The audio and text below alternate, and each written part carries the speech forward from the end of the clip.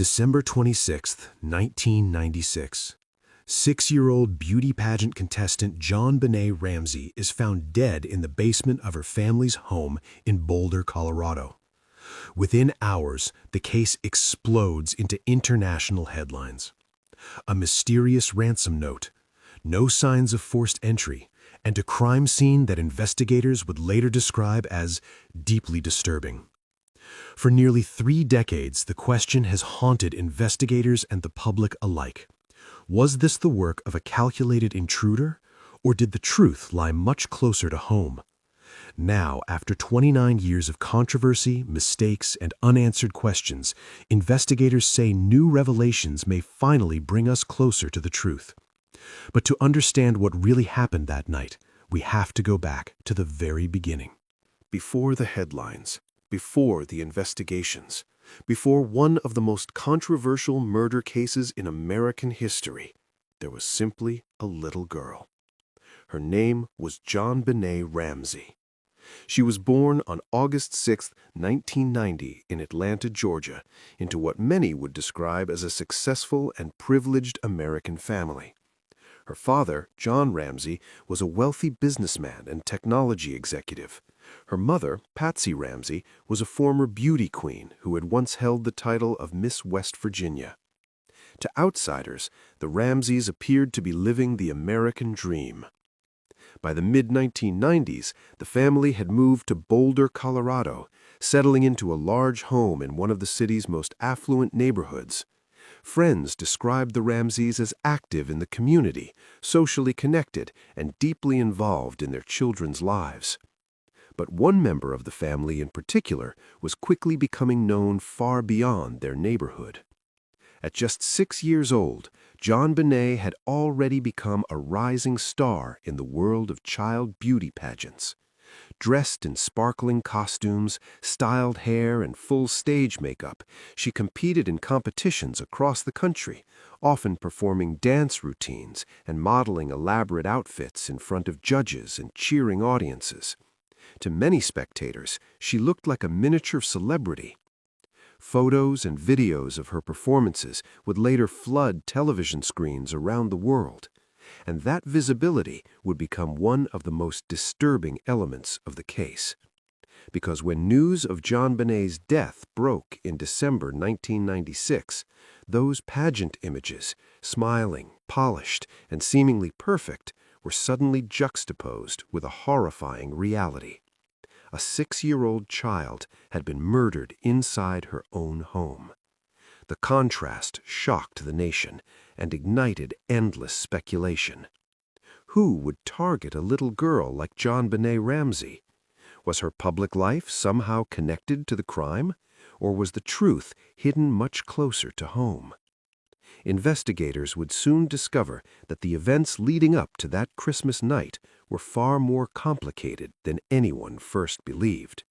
And what happened inside the Ramsey house on December 25, 1996, would become one of the most debated mysteries in modern criminal history. But to understand how this tragedy unfolded, we need to look at the night that changed everything.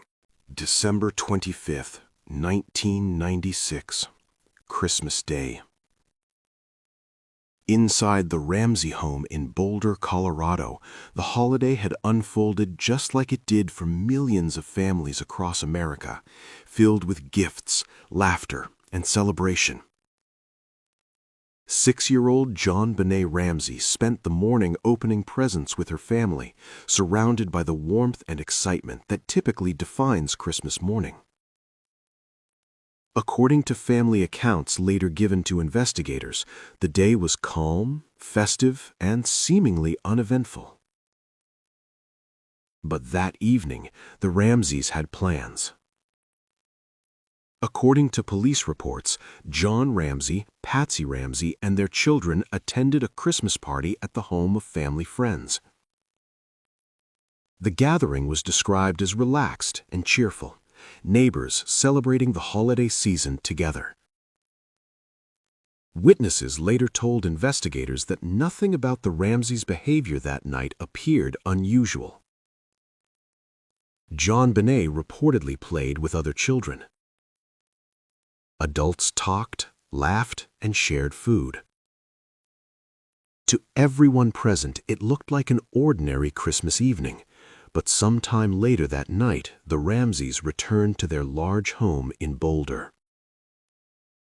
According to statements later given to police, JonBenét had fallen asleep in the car during the drive home. When they arrived, John Ramsey carried his daughter upstairs and placed her into bed. It would be the last time she was reportedly seen alive. Everything about the moment seemed routine. No signs of fear, no indication of danger, no warning that anything was wrong. In fact, according to investigators reviewing the timeline later, the house appeared completely quiet as the family settled in for the night.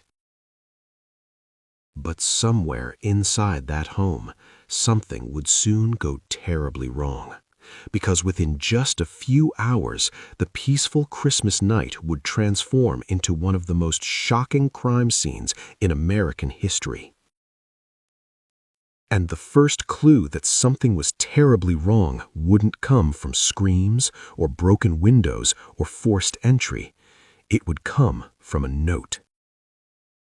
A note that investigators would later describe as one of the strangest pieces of evidence ever found at a crime scene. And what it said would launch a mystery that remains unsolved nearly 30 decades later. Early in the morning of December 26, 1996, something unusual caught the attention of Patsy Ramsey. As she walked down the staircase inside the Ramsey home in Boulder, Colorado, she noticed several pages of paper lying on the steps. At first glance, it looked like an ordinary note, but within seconds, Patsy realized it was anything but ordinary. According to her later statement to investigators, the handwritten message claimed that her 6-year-old daughter, JonBenét Ramsey, had been kidnapped, and whoever wrote it was demanding money. A lot of it. The note stretched across 2.5 pages, far longer than the typical ransom demand investigators usually encounter in kidnapping cases. But what truly caught the attention of detectives wasn't just the length of the letter. It was the details inside it. The writer claimed to represent a small foreign faction. They warned John Ramsey not to contact police, and they threatened that any mistake could result in JonBenét's immediate execution. Then came the demand, exactly $118,000. To experienced investigators, that number immediately stood out. Not because it was large, but because it was oddly specific. According to later reports, $118,000 was almost identical to the Christmas bonus John Ramsey had recently received from his company. That raised an unsettling possibility. Was the kidnapper someone who knew the family personally? Or was it simply a coincidence? But the mystery surrounding the note didn't end there. Forensic analysts soon made a discovery that made the situation even stranger. The ransom letter hadn't been brought into the house by an intruder. Instead, it appeared to have been written inside the Ramsey home itself. According to forensic analysts, the paper and pen used to write the message were believed to come from inside the house. In other words, whoever wrote the note may have spent time inside the home before leaving it on the staircase. And that detail triggered a wave of disturbing questions. Would a kidnapper really sit down inside a victim's house and calmly write a 2.5-page letter? Behavioral analysts later noted that most ransom notes are written quickly, often before the crime even takes place. But this one was different. Long, dramatic, almost theatrical. Some experts began to suspect the note might not be a kidnapping demand at all, but something else entirely. A staged message, a misdirection, a carefully constructed attempt to control the narrative of what happened inside the Ramsey home that night. But investigators still had one massive problem. At the time the note was discovered, no one had actually seen JonBenét. She was simply missing, or at least that's what everyone believed. Because what police would soon discover inside the house would completely change the direction of the investigation and turn a suspected kidnapping into something far more disturbing. At 5:52 a.m. on December 26, 1996, the quiet morning in Boulder, Colorado was suddenly interrupted by a frantic emergency call. On the other end of the line was Patsy Ramsey. Her voice was shaking, panicked, barely able to form sentences.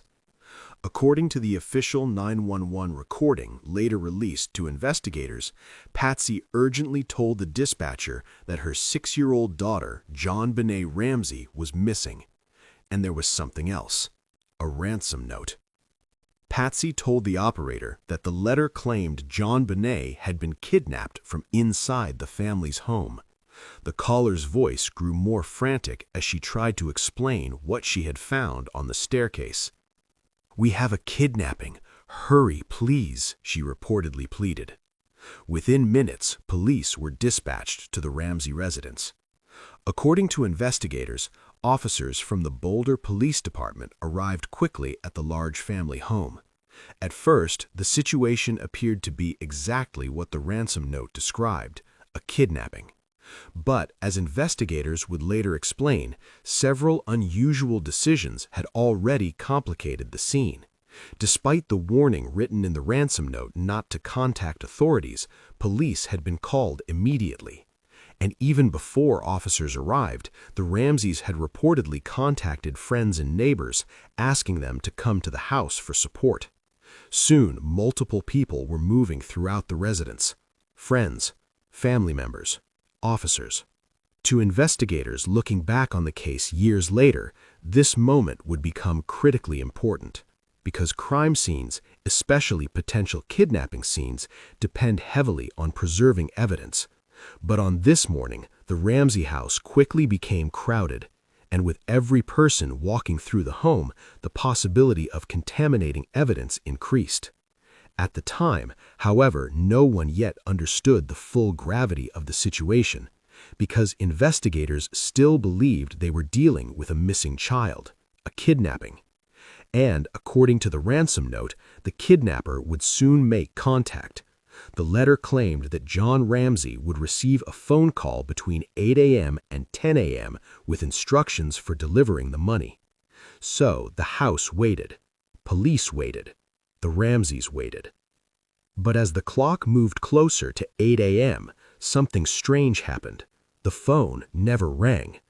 And as investigators began searching the home more carefully, one discovery inside the basement would soon transform this case from a suspected kidnapping into one of the most disturbing murder investigations in American history. Because JonBenét Ramsey had never left the house. The morning of December 26, 1996 began as what investigators believed was a kidnapping case. Police officers from the Boulder Police Department arrived at the Ramsey residence in Boulder, Colorado, shortly after the frantic 911 call placed by Patsy Ramsey. She had reported that her 6-year-old daughter, JonBenét Ramsey, was missing, and there was a ransom note. At first, the situation appeared straightforward. A possible kidnapping had occurred sometime during the night, and investigators began treating the home as the starting point of a search for a missing child. But very quickly, detectives realized the situation inside the house was far from controlled. Friends, family members, and neighbors had already arrived, offering support to the Ramseys. People were moving between rooms, making phone calls, comforting each other, and trying to make sense of what had happened. To experienced investigators, this immediately raised a concern. Crime scenes are fragile.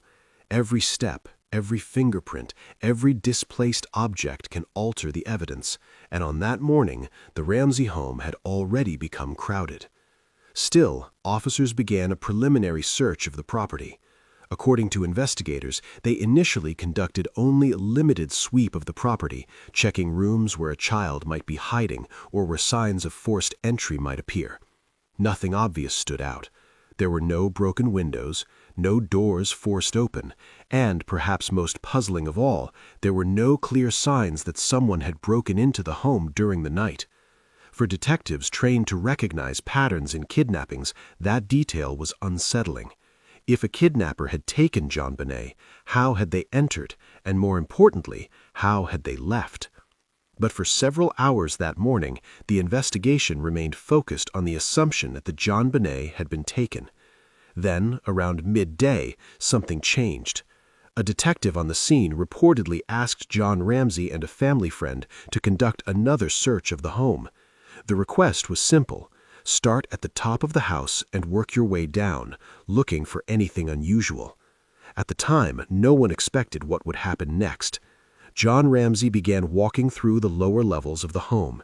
Eventually, he made his way toward the basement. The Ramsey basement was large and divided into several storage areas, rooms used for household items, holiday decorations, and storage. One of those rooms had a heavy wooden door. It was sometimes referred to as the wine cellar. According to later accounts, John Ramsey approached the door and opened it. Inside the small basement room, the lighting was dim, but within seconds he saw something on the floor. It was the body of his daughter. 6-year-old JonBenét Ramsey was lying on the ground inside the room. According to investigators, she had been bound and covered with a blanket. In that moment, the entire investigation changed. The kidnapping theory collapsed instantly. JonBenét had never left the house. Instead of a missing child case, police were now standing inside an active homicide scene. But what happened next would later become one of the most controversial moments in the entire investigation.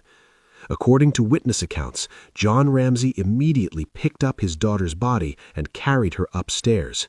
He brought her into the main area of the house, placing her on the floor before investigators and friends who were still inside the residence. For detectives, the scene was chaotic. In most homicide investigations, preserving the body exactly where it is found is critical. The surrounding area can contain fibers, footprints, biological evidence, and subtle clues that reveal what happened. But in this case, that environment had already been disturbed. And once the body was moved, the original crime scene was permanently altered. Years later, many investigators would describe this moment as a devastating blow to the case, because critical forensic evidence may have been lost forever. But the discovery of JonBenét's body raised even more disturbing questions. If she had been inside the house the entire time, then who was responsible? An intruder who somehow entered the home without leaving obvious signs? Or someone already inside that night? Forensic examiners would soon begin analyzing the details of the crime scene, the injuries, the bindings, the positioning of the body, and what they discovered during the autopsy would reveal that the crime was even more brutal than anyone initially realized. But perhaps the most chilling detail of all was that several clues found in the basement suggested the killer may have spent significant time inside the house after the attack, which raises a question investigators have debated for nearly 30 decades. Was this the work of a calculated outsider, or was the truth hiding much closer to the Ramsey family than anyone wanted to believe? Because the evidence investigators uncovered next would ignite one of the most controversial debates in true crime history. The discovery of the body of JonBenét Ramsey inside her family's home immediately shifted the investigation from a kidnapping to a homicide. Within hours, forensic experts began the grim process of determining exactly how the 6-year-old had died. Her body was transported from the Ramsey residence in Boulder, Colorado, to the coroner's office, where a full autopsy would be conducted. At first glance, investigators already knew they were dealing with a violent crime. But the medical examination would reveal something far more disturbing than anyone had expected. According to the official autopsy report, the cause of death was asphyxia by strangulation associated with craniocerebral trauma. In simpler terms, JonBenét had suffered two separate and devastating injuries. a severe blow to the head, and strangulation. But the sequence of those injuries would quickly become one of the most debated questions in the entire case. During the examination, forensic pathologists discovered a massive fracture in JonBenét's skull. The injury was extensive, running several inches across her head. Yet strangely, there was very little visible bleeding externally. To investigators, that detail suggested the blow may have occurred shortly before death, possibly rendering her unconscious. Some medical experts later theorized that the head injury alone could have been fatal. But there was another injury that investigators could not ignore. Wrapped around JonBenét's neck was a garrote, a crude strangulation device constructed from a cord tied to a broken wooden paintbrush handle. The cord had been pulled tight enough to cause fatal asphyxiation. Forensic examiners concluded that the strangulation played a direct role in her death. The brutality of the device shocked investigators. Garrotes are rarely seen in typical domestic crimes. They require time to assemble. They require deliberate action. And in many cases, they are associated with offenders who want to exert control over their victims. That detail immediately raised troubling questions. Was this the work of someone experienced with violent methods? Or was the device assembled in a moment of panic by someone attempting to stage a crime scene?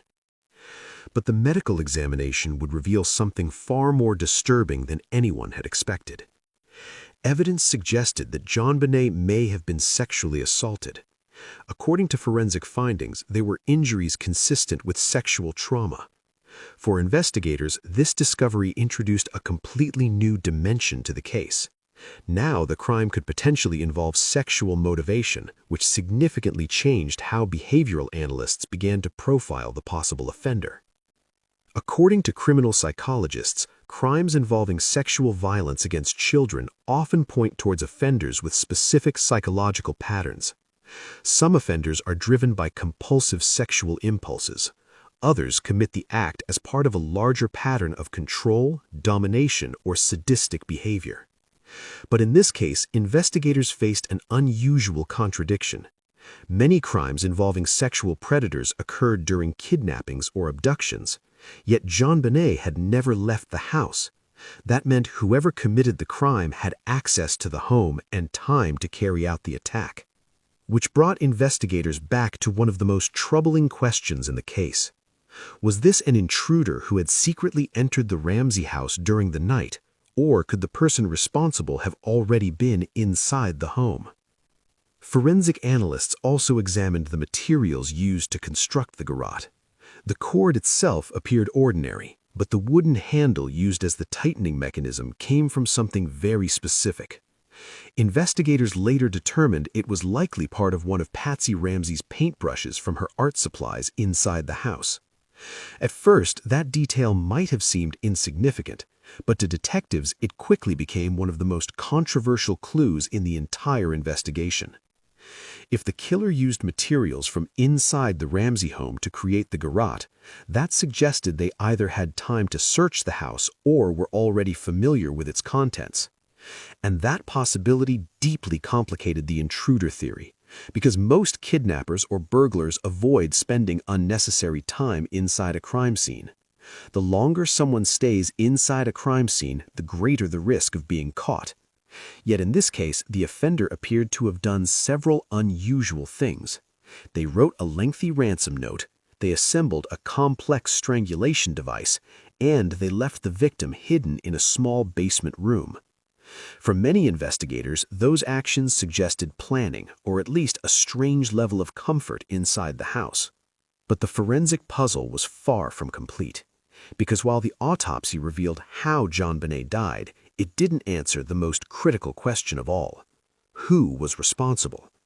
Was it a sexual predator who had somehow entered the Ramsey home undetected, or was the crime part of a staged scene designed to mislead investigators? Over the next several months, detectives would begin examining every piece of evidence: fibers, handwriting samples, DNA traces, and witness statements. And as the investigation unfolded, one reality became increasingly clear. This was not going to be a simple case. Because the more investigators looked at the evidence, the more contradictions they found. And those contradictions would soon divide detectives, forensic experts, and the public into two opposing camps: the intruder theory and the inside job theory. But the clues that fueled those theories would soon spark one of the most controversial investigations in modern criminal history. The investigation into the murder of JonBenét Ramsey had barely begun when detectives faced an uncomfortable but unavoidable reality. In many child homicide cases, investigators are trained to begin with a difficult assumption. Statistically, the person responsible is often someone the victim knows, sometimes someone inside the home. And in the early days of the investigation in Boulder, Colorado, that statistical reality placed immediate attention on the people closest to JonBenét, her parents, John Ramsey and Patsy Ramsey. According to investigators, questioning family members is a standard procedure in any homicide investigation, especially when the crime occurs inside the home. But in this case, the scrutiny quickly intensified. Detectives began reviewing the timeline of events from the night of December 25th, trying to determine whether anything in the Ramsey story didn't add up. They examined the ransom note. They analyzed the garrote used in the strangulation. They studied the layout of the house, and the more investigators looked at the evidence, the more complicated the picture became. One of the first details that caught detectives' attention was the ransom note itself. As previously revealed, the note had been written on paper from inside the Ramsey home, and forensic handwriting analysts were soon asked to examine the letter. According to investigators, samples of handwriting were collected from multiple individuals, including Patsy Ramsey. Experts began comparing the ransom note to her writing style. The results, however, were anything but straightforward. Some analysts claimed certain letter formations appeared similar. Others argued there was not enough evidence to make a definitive match. But even the possibility of a connection immediately fueled suspicion. Because investigators were struggling to understand a key question. If an intruder had committed the crime, why would they take the time to sit down inside the house and write a 2.5-page ransom note? Behavioral analysts later pointed out that most kidnappers prepare ransom demands in advance. Writing such a long message inside the victim's home would dramatically increase the risk of being caught, which led some investigators to consider another possibility. What if the ransom note was not written by an outsider at all? What if it was staged after the crime had already happened? That theory would become one of the most controversial elements of the case. But the ransom note wasn't the only piece of evidence drawing attention towards the family. Detectives also questioned the events of that morning. Why had friends and neighbors been invited into the house so quickly? Why had the ransom note's instructions, specifically the warning not to contact police, been ignored immediately? And perhaps most importantly, why had John Ramsey discovered his daughter's body only after a second search of the home was requested? For investigators attempting to reconstruct the timeline, every detail mattered. Even small inconsistencies could become crucial. But as detectives continued their questioning, the case was no longer confined to police interview rooms. It had exploded into the national media. Television networks began broadcasting images of JonBenét from her child beauty pageants. Newspapers ran front-page headlines questioning how such a crime could happen inside an affluent family home. And very quickly, public speculation began focusing on the Ramseys themselves. Were they victims of a horrific tragedy, or were they hiding something? For John Ramsey and Patsy Ramsey, the accusations were devastating. The couple publicly denied any involvement in their daughter's death. Through interviews and statements, they maintained their innocence and insisted an intruder had entered their home that night. In several television appearances, the Ramseys described themselves as grieving parents caught in the middle of a nightmare.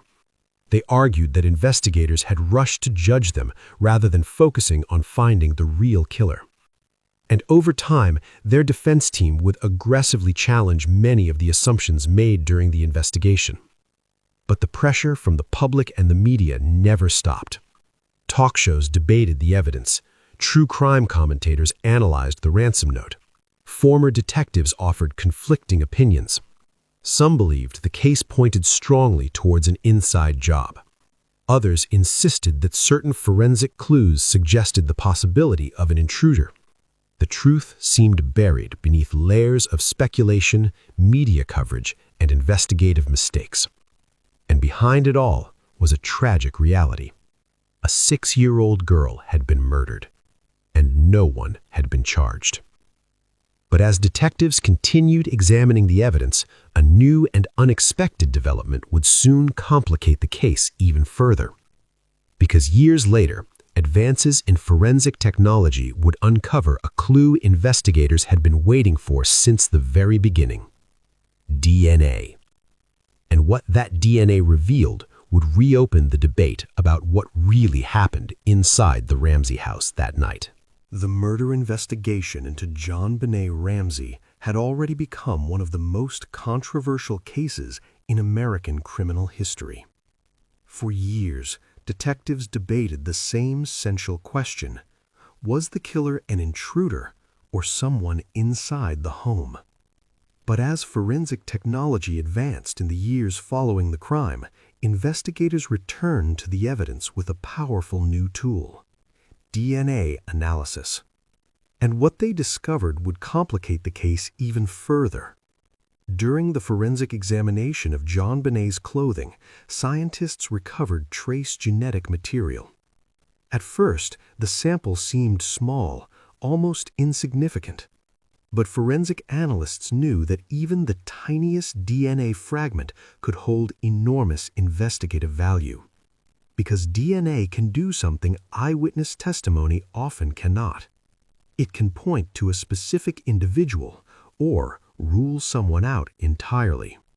When the laboratory results came back, investigators made a surprising discovery. The DNA did not match anyone in the Ramsey family.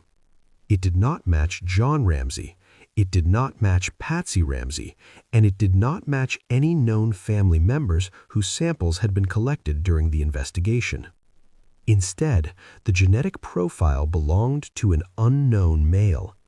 That revelation sent shockwaves through the case. For years, suspicion had heavily focused on the Ramseys themselves. But now, forensic evidence suggested that someone else, someone unidentified, may have been involved. To many observers, this appeared to support the intruder theory. If the DNA belonged to a stranger, it could indicate that an outsider had entered the Ramsey home that night. Perhaps someone who had been watching the family, someone who knew about JonBenét, someone who had been waiting for the right opportunity. But the situation wasn't that simple, because DNA evidence, especially trace DNA, can sometimes raise as many questions as it answers. Forensic experts began examining exactly where the DNA had been found. The unidentified male profile had been recovered from JonBenét's clothing, including areas that investigators believed may have been connected to the assault. On the surface, that seemed significant. But scientists also knew that secondary transfer can occur. In other words, DNA can sometimes be transferred indirectly, from objects, from clothing during manufacturing, or even through casual contact earlier in the day. That possibility forced investigators to consider a difficult question. Was the DNA left behind by the killer, or was it unrelated to the crime entirely? Forensic analysts spent years studying the genetic sample, attempting to determine its origin. Eventually, the profile was entered into the Combined DNA Index System, commonly known as CODIS, the national database used by law enforcement agencies across the United States to identify suspects in criminal investigations. If the unknown male had ever been arrested and had his DNA entered into the system, investigators hoped a match might appear. But year after year, no match came back. The profile remained unidentified. And that uncertainty created a deep divide among investigators and forensic experts. Some detectives believed the DNA was one of the strongest pieces of evidence pointing toward an intruder. After all, if someone outside the Ramsey family had left genetic material on the victim, that could indicate an unknown offender. But other investigators were far more cautious. They argued that the amount of DNA recovered was extremely small. Too small, perhaps, to confidently connect it to the person responsible for the crime. Some forensic specialists even warned that the sample could have been transferred long before the murder occurred. And if that were true, the DNA might have nothing to do with the killer at all. The debate became one of the most controversial aspects of the entire investigation. Years later, prosecutors and detectives continued to disagree about what the DNA actually proved. But one thing was certain. The evidence added another layer of mystery to a case that was already filled with contradictions. Because if the DNA belonged to the killer, it meant the true perpetrator had never been identified. And if it didn't belong to the killer, then investigators were still left searching for answers. For behavioral experts studying the case, the uncertainty made profiling the offender even more difficult. The crime scene contained elements of multiple offender types. There were signs of sexual violence, suggesting a potential predatory motive. There were indications of staging, including the strange ransom note. And there were details suggesting the offender may have been comfortable enough inside the house to spend time writing that note and constructing the garrote. Those behaviors didn't easily fit into one clear psychological profile. Instead, they suggested something far more complicated, possibly even multiple scenarios. And after nearly 30 decades, that complexity remains one of the reasons the case continues to fascinate and frustrate investigators around the world. Because despite thousands of interviews, years of forensic testing, and relentless media attention, the identity of the person whose DNA was found on JonBenét's clothing remains unknown. And until that mystery is solved, the question that has haunted this case since 1996 still remains. Who killed JonBenét Ramsey, and why? The final chapter of this investigation would attempt to answer that question. But the truth may be more complicated than anyone expected. The murder of JonBenét Ramsey did not remain just another criminal investigation. Within days of the tragedy in Boulder, Colorado, the case exploded into a national and eventually international media phenomenon. What began as a local homicide investigation quickly transformed into one of the most scrutinized and debated murder cases in modern American history. Television networks interrupted regular programming to cover updates from the investigation. Newspapers ran front-page stories analyzing every new detail released by authorities. And almost overnight, the image of JonBenét, smiling in sparkling pageant costumes, became instantly recognizable across the world. For many people watching the story unfold, the contrast was impossible to ignore. On one side were the glamorous images of a young child performing in beauty pageants. On the other was the brutal reality of her murder inside her own home. That contradiction captured public attention in a way few cases ever had. But the intense media coverage also created a dangerous side effect: speculation. Almost immediately, the investigation became the subject of endless public debate. Talk shows invited former detectives, psychologists, and legal experts to analyze the evidence. News anchors questioned the behavior of the Ramsey family, and amateur investigators across the country began forming their own theories about what might have happened that night. Was the crime the work of a calculated intruder, or was it the result of something far more personal? The unanswered questions fueled fascination, and as weeks turned into months, the case only grew more mysterious. Journalists began uncovering new angles. They examined the controversial ransom note. They debated the forensic evidence. They scrutinized the timeline of the Ramsey family's movements on Christmas night. But despite the constant attention, one fact remained unchanged. no one had been charged with the murder. And that uncertainty opened the door to a flood of competing theories. Some investigators believed the evidence strongly pointed toward an intruder who had entered the house undetected. Others argued that certain elements of the crime, particularly the ransom note, suggested staging. In the absence of clear answers, speculation filled the void. Books were written analyzing the case from different perspectives. Television specials reconstructed the crime scene, and eventually an entire genre of true crime documentaries began revisiting the mystery again and again. Each new program promised fresh insight. Each claimed to reveal clues that previous investigators may have overlooked. But instead of resolving the case, these productions often deepened the debate, because every piece of evidence seemed capable of supporting multiple interpretations. For example, the ransom note. To some experts, its length and unusual wording suggested someone inside the house may have written it. But to others, the strange language could indicate a psychologically disturbed intruder attempting to mislead investigators. The same uncertainty surrounded the DNA evidence. Some believed it proved the presence of an unknown male attacker. Others argued the sample was too small to draw definitive conclusions. In many ways, the case became a mirror reflecting the perspectives of those studying it. Detectives saw investigative puzzles. Psychologists saw behavioral patterns. Journalists saw contradictions in the timeline. And the public saw a mystery that refused to be solved. But perhaps the most powerful force keeping the story alive was something far simpler: emotion. For many people, the idea that a 6-year-old child could be murdered in her own home without justice was deeply unsettling. It created a sense of unfinished business, a question that refused to fade with time. Who killed JonBenét Ramsey? And how could such a high-profile investigation remain unsolved for decades? Over the years, advances in forensic science gave investigators new tools. DNA databases expanded. Cold case units reopened old files, and modern analysts revisited the original evidence using technologies that didn't exist in 1996. Each new development raised hope that the mystery might finally be solved. But as of today, the identity of JonBenét's killer has never been confirmed. The case remains officially unsolved.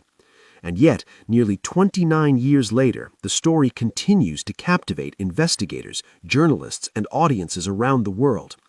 Because beyond the theories, the headlines, and the documentaries, there is still a fundamental truth at the center of this case. A child lost her life, and the person responsible has never been held accountable. Which raises one final question. After 29 years of investigation, mistakes, and new forensic breakthroughs, are we any closer to the truth? Or is the answer to the JonBenét Ramsey mystery still hiding somewhere within the evidence? If you're interested in real investigative crime stories like this one, consider subscribing for more deep-dive documentaries. Nearly 3 decades after the murder of JonBenét Ramsey, the case remains one of the most famous unsolved homicides in the United States. But despite the passage of time, investigators insist the case is not closed. Inside evidence storage rooms in Boulder, Colorado, boxes of physical evidence collected in 1996 still exist, carefully preserved. Fibers, clothing, photographs, forensic reports. Each item represents a piece of a puzzle that detectives have been trying to solve for nearly 30 years. And now, new technology may finally offer answers that investigators could only dream of when the crime first occurred. In 1996, DNA analysis was still in its early stages. Testing required relatively large samples, and even then the results were often limited. But today, forensic science has changed dramatically. Modern laboratories can analyze extremely small fragments of DNA, sometimes only a few cells, using techniques that didn't exist during the original investigation. This advancement has given cold case detectives renewed hope. According to investigators, new forensic methods such as genetic genealogy may allow scientists to trace unknown DNA profiles through distant relatives stored in public databases. The same method has helped solve dozens of cold cases in recent years. Perhaps the most famous example was the identification of the suspect in the Golden State Killer case, where investigators used genealogy databases to track a suspect decades after the crimes were committed. For detectives working the JonBenét Ramsey case, that breakthrough changed the conversation. If the unidentified male DNA recovered from JonBenét's clothing truly belongs to the killer, genetic genealogy could eventually lead investigators directly to his identity. But the process isn't simple. Before that kind of analysis can happen, forensic experts must ensure the DNA sample is suitable for advanced testing, and that question has been debated for years. Some forensic specialists believe the sample is strong enough to generate a usable genetic profile. Others remain cautious, arguing that the amount of DNA recovered is extremely small and may have been transferred indirectly. Still, the possibility of modern testing has sparked renewed interest in the case.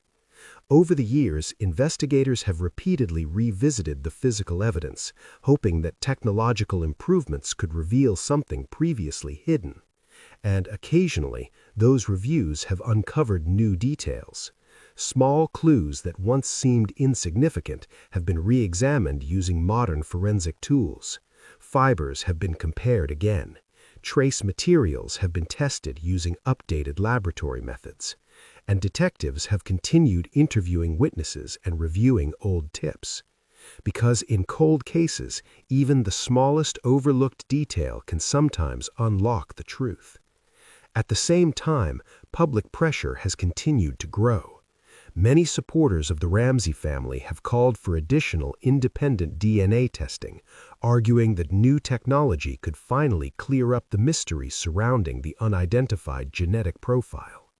Others believe investigators should expand the search by re-examining potential suspects who were never fully eliminated. Nearly 30 years later, the case still sparks intense debate among investigators, forensic scientists, and true crime researchers. Some believe the evidence still points toward an intruder who entered the house that night. Others remain convinced that the crime scene contains signs of staging that suggest a more complicated scenario. And because the case was surrounded by media attention, investigative errors, and conflicting interpretations of the evidence, separating fact from speculation has always been difficult. But what keeps detectives returning to the case is something far more powerful than media attention. It's the possibility that the truth is still hidden somewhere inside the evidence, somewhere in the fibers, somewhere in the DNA, somewhere in the details that investigators may not yet fully understand. Cold cases have a way of lingering for years, sometimes decades, before suddenly breaking open. A new witness comes forward, a forgotten piece of evidence is re-examined, or a technological breakthrough reveals something that investigators couldn't see before. For the murder of JonBenét Ramsey, that moment may still be coming. Because as long as the evidence exists, and as long as forensic science continues to evolve, the possibility of solving the case remains alive. And for many investigators, there is still one question that must eventually be answered. Who entered that house on Christmas night in 1996? Who wrote the mysterious ransom note? And who was responsible for the death of 6-year-old JonBenét Ramsey? Nearly 30 years later, the investigation continues, and somewhere within the evidence, the truth may still be waiting to be discovered. If you're interested in real investigative crime stories like this one, consider subscribing for more deep-dive documentaries. Nearly 3 decades after the death of JonBenét Ramsey, the case remains one of the most haunting mysteries in American criminal history. The evidence is still there. The ransom note, the unidentified DNA, the unanswered questions inside the house in Boulder, Colorado. Investigators have analyzed the crime from every angle: intruder theories, forensic clues, psychological profiles. Yet the identity of the person responsible for JonBenét's death has never been definitively confirmed. But cold cases have a strange way of resurfacing. As forensic technology continues to evolve, detectives believe the truth may still be hidden somewhere within the evidence. And if that day comes, one of the most debated cases in modern history may finally have an answer. Until then, the question remains: who killed JonBenét Ramsey? If you're interested in real investigative crime stories like this one, consider subscribing for more deep dive documentaries.